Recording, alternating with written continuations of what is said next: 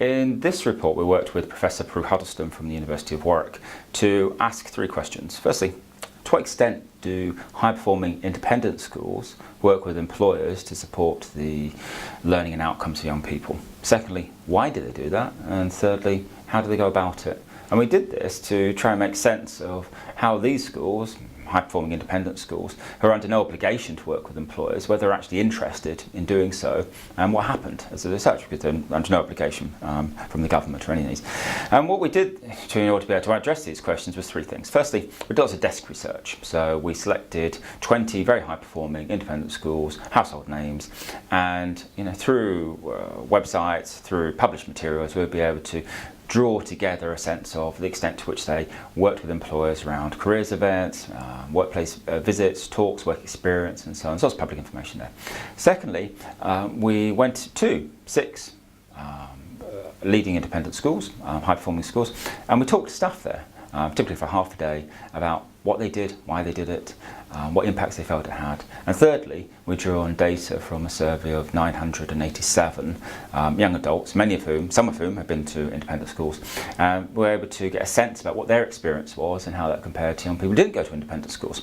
And what we found was, across these different sources of information, was that there was a very consistent picture. High-performing independent schools in England consistently work with employers to support outcomes for the young people. Why do they do that? Well, they do it to help the career thinking of young people. They do it to support admissions to university, and this is a very important thing. We found a very consistent message that in order to be able to get onto university courses of choice at universities of choice, it was really important to be able to have first-hand experience of careers related to the course of study. So they do it to get young people into universities. They do it to help young people develop networks at the same institution or later on in working life from an early age.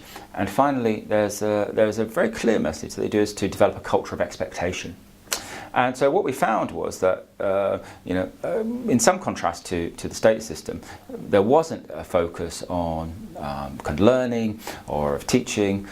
Work-related learning was something which didn't really come up very much, but there was a very clear commitment to employer engagement to support the progression of young people. And when we looked at our data, we found out that those young people who went to independent schools said often that the employer engagement which they had, the work experience, the careers sessions, the mentorings, were of much higher value to them than was the case with young people from comprehensives or from grammar schools. And when we look into why that was, we think a lot of it's to do with the fact that young people from the independent schools are able to access a network of volunteers in alumni, in parents, in governors, who do the jobs which the young people are very interested in. It's very simple. The young people are interested in law, they're interested in business, they're interested in the professions, and existing students, former students, had attended the universities and were doing the careers which existing students were interested in. So it's a very neat circle. And often because those schools have already developed, sunk a lot of money into maintaining alumni for wider benefits of the schools, it was very easy for them to find the right people. Now, one of the big implications from all of this is the question of equity. Quality, who gets what. In wider work, which the research team has done here, we've been able to evidence very meaningful economic outcomes related to employer engagement education. It makes a difference to your opportunities in life later on.